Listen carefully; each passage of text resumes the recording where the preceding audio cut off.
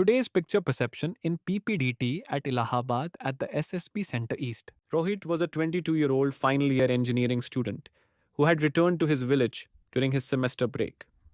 He noticed that many villagers were facing difficulties due to irregular water supply, and he aimed to help them find a practical solution. At that time, Rohit met a few villagers near the community area where they were discussing their concerns.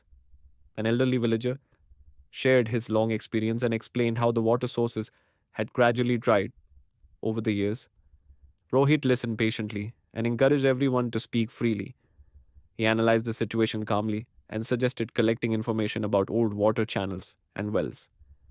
With the help of the villagers, he divided responsibilities and motivated the youth to survey nearby areas. He also contacted the local administration and prepared a simple plan for rainwater harvesting using available resources. His confidence and cooperative approach brought unity among the villagers, and everyone worked together willingly.